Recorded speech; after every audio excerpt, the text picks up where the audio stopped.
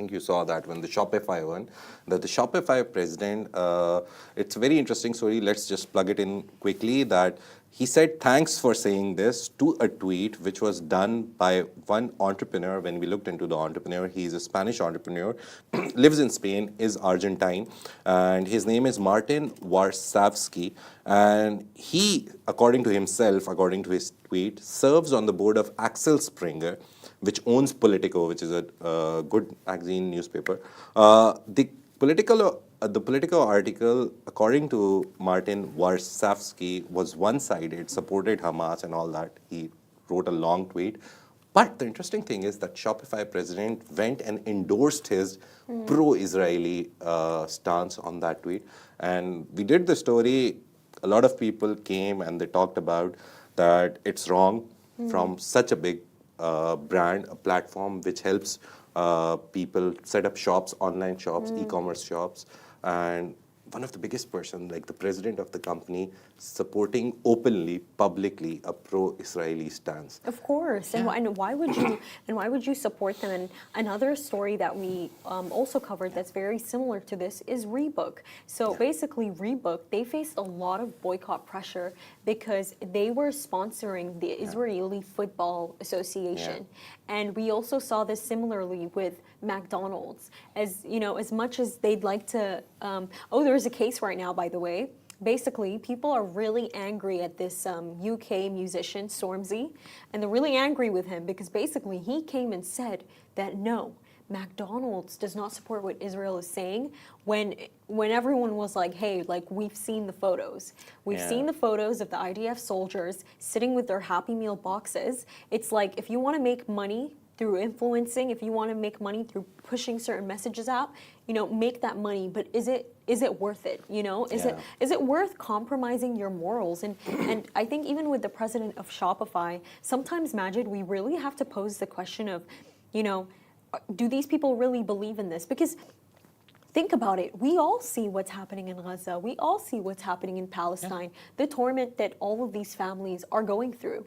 I don't believe that people are that dumb. I just believe that they're very money motivated. Even in terms of documentation, I think this is the most well-documented genocide in the history of human beings because of social media, because of the availability of video and audio and photos readily available on phone and people sharing them. We see Plestia, you met her, Mutaz Azeza, all these guys, they actually documented each and every single thing. So Shopify president saying this, then Ben & Jerry's going and suing their parent company because they are very progressive and they talk about a lot of things. One of the things is Black Lives Matters. They've supported that movement as well. And they supported peace in Gaza as well.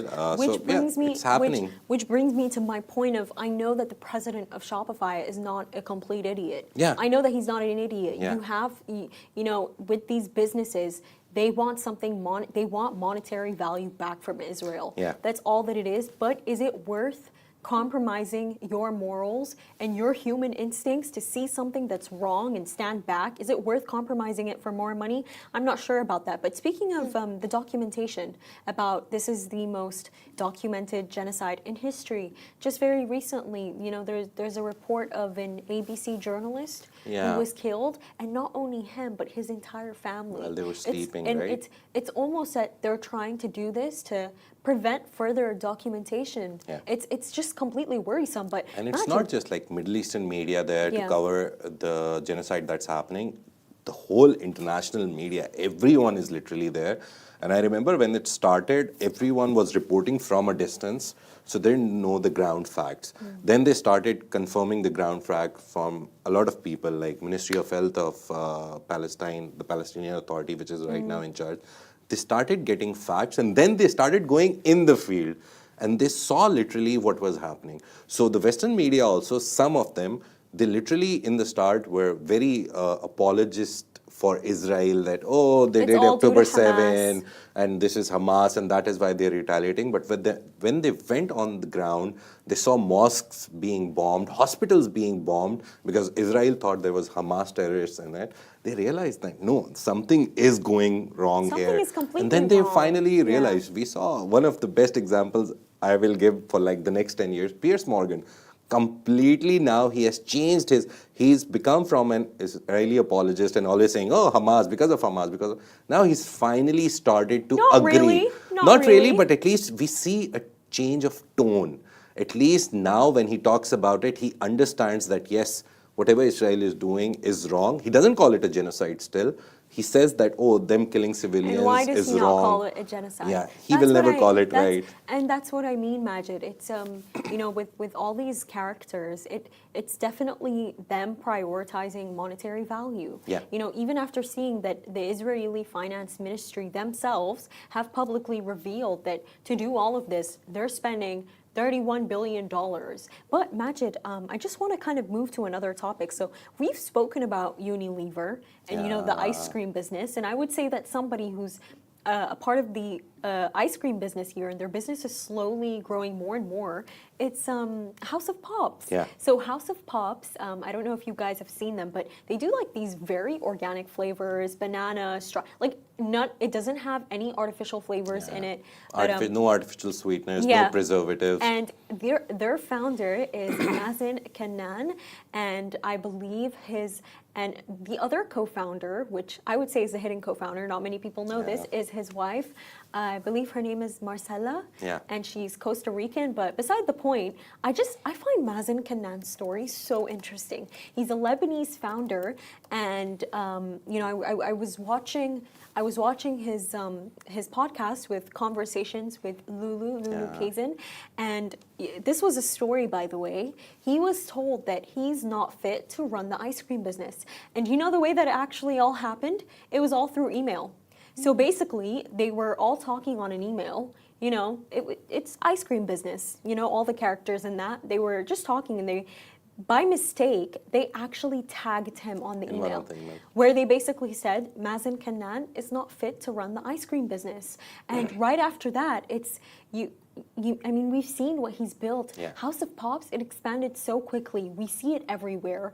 It's all over the Gulf. They've gone to Kuwait, Qatar, Lebanon. Yes. Any event that happens in Dubai, we went to STEP, there was a House of Pop stand. Yeah. Even in Qatar Web Summit, there was a House of Pop stand. It's everywhere. Yeah, whichever event you go to in Dubai, at least what I've seen, you see a House of Pop. They've really scaled. And what's so interesting about his story is that, not only has he defied his coworkers in the business industry, he said he's not fit to run the ice cream business, he's also defied everything on Shark Tank Dubai. So he actually went on Shark Tank Dubai. I believe, who was hosting during that? Noor Suwaid was there. Noor Suwaid is kind of like a guest which comes on for 3-4 episodes, but mainly it's Amira Sajwani, the Mac. Okay. There's this another guy, Al Balushi, and there's Eli Khoury. These are like the main permanent ones. Yeah. And then every 3-4 episodes, some guys come. Last time it was Adil Sajan also from Danube. He also came on for 2. Tawfiq came as a guest judge. So Noor Suwaid was there as a guest judge last year and this year as well. And he was lucky to see Noor Suwaid, but he was basically saying how before he went onto the stage, he was actually told, Mazen, don't ask for more than 1 million dirhams. You're going to get rejected. It's not happening. Mazen went and asked for 10 million dirhams, by the way. And he got it. That takes a lot of guts, right? He received it, and it's like and that's why I love his story so much. It's like to defy. You can see that he's very defiant, very stubborn. Every single step of the way, somebody's like no, and he's like yes. And honestly, that's genuinely my belief in life, Majid. With everything that you do, you have to be very. What's the word for it? You have to be very ballsy about everything. Yeah, and you have to be like. You should have tenacity, I think. That is one of the values that Augustus Media, our parent company, runs on, tenacity. Like, you have to be at it. You don't have to back down. You just keep going at it. Just, be better 0.1% every day. Really? And eventually you'll reach that point. I don't think it's about being better, by the way. I don't think it's about being intelligent, because I know a lot Stubborn? of intelligent... I think it's about being ballsy. Like, you get what you want. Yeah. People are standing in the line, you're like, okay, move. I'm going to be the first on this line. Yeah. Because a lot of people are good at a lot of things. I'll admit, I don't think I'm the best at everything. There are people who might do something better than me, but I have the trait of being very ballsy. I'll fight for what I want. Oh, okay. And people should should always fight for what they want, really. Yeah, not everyone can afford to, I think. It's just like what position you're in. It's a very good example that you gave. Just simply one thing, I remember you see a lot of these experiments in the world where, like on a racetrack, people will put every person like 50 meters away from the race finish line, and then someone 100 meters and someone 1,000 meters away, and they'll be like, run. So you need to understand that some people come from a place of privilege when they're born. So those people, for them being very, whatever you're saying, is very easy. But sometimes people start 1,000 meters behind. So they can't afford any like risks. They just have to keep running. So I think being consistent is good. But yes, when you reach a certain point, you need guts as well. But so you need to be gutsy. But see, Majid, I agree with what you're saying, that your environment definitely does contribute to your success. But I don't just think that it's your environment. I also think it's the fact of you just have to be willing to put yourself out there, because I know a lot of people who are wealthy, who are well off, but they're not where they want to be. Trait. I think being gutsy, being very courageous, being asking for what you want and what you deserve, it's a learned trait. You are not born with it, and you can learn it if you have that good environment where people actually don't mind you doing all of that. So it's a learned trait which you eventually learn. As a kid, you have and good for parenting as well, I think. Oh, parenting advice on Smashi Business Show. But yeah, let's move on to another gutsy person in the business world, Elon Musk, the richest man in the world. He's been in the news quite a lot in the last few months since Trump was elected, before he was elected. And now he's in the news again for a very interesting reason. Musk's xAI, which is the parent company which developed Grok, which we love nowadays. Grok is so much better than OpenAI right now. I agree with you. Right now, to be honest. We don't know how OpenAI will evolve eventually and how Grok will evolve. But Musk's xAI is joining MGX, which is an Abu Dhabi-based fund which has 100 billion in their kitty to invest anywhere they want. And then we have Microsoft and Blackrock. So these three companies, MGX, Microsoft, and Blackrock, they signed a deal last year to build a 30 billion AI infrastructure and AI investment plan. So they were like, we'll each contribute some amount and we'll invest in AI. Now, Musk's xAI has joined this initiative.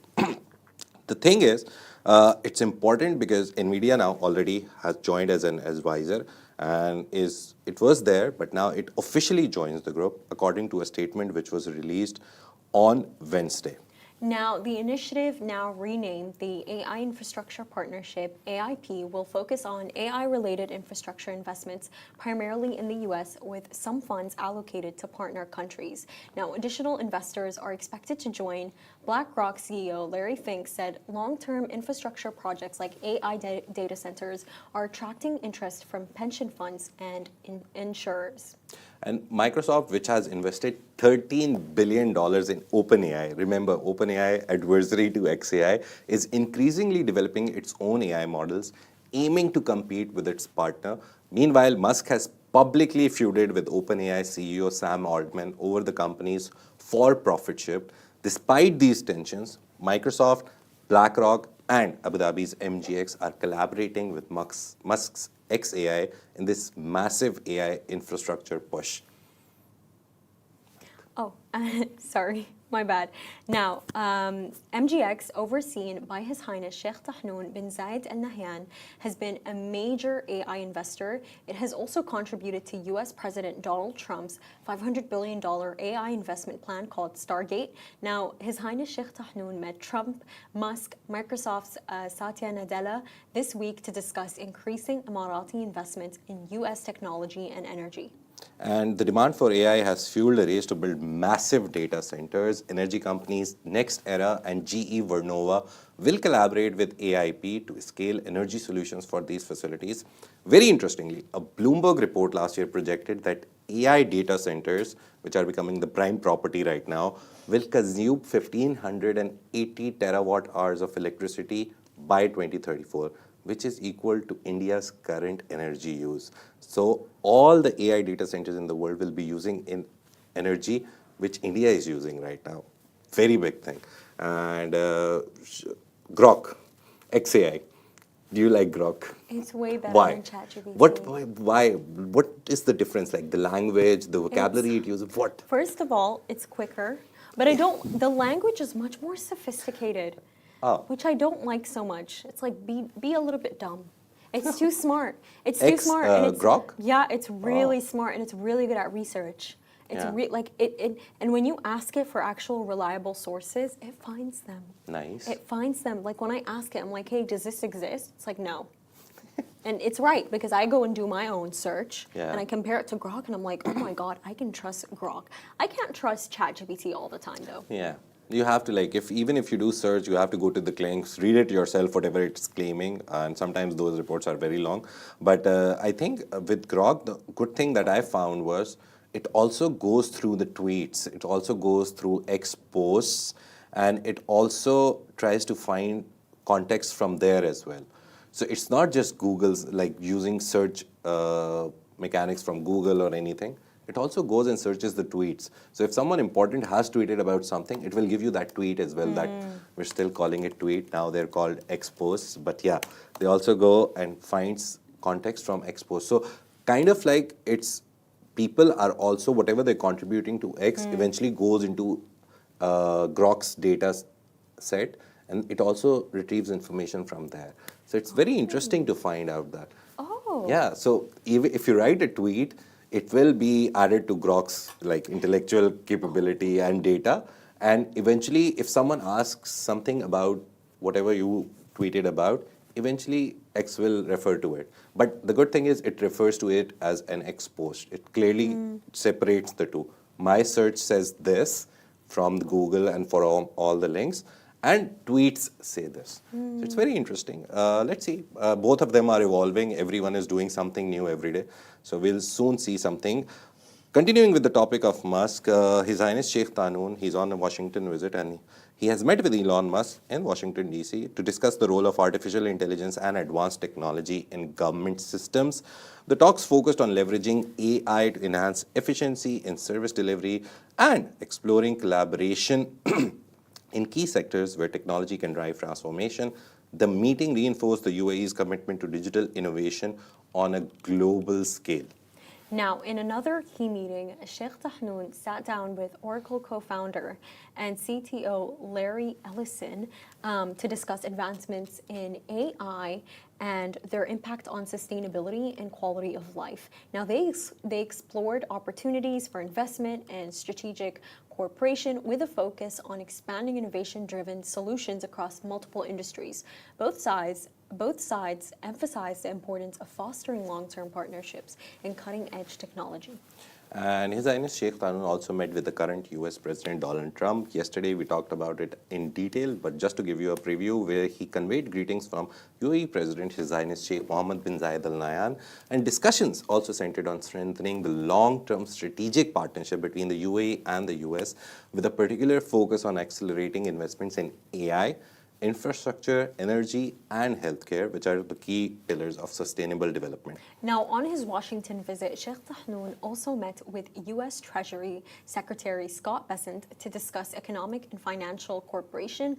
They explored ways to enhance collaboration in AI, energy, and infrastructure, reinforcing strong ties between the two nations. Now, the meeting underscored the deep financial and business cooperation between the UAE and the U.S. Now, according to Semaphore, he also has to meet with Meta's Mark Zuckerberg and Blackrock's Larry Fink.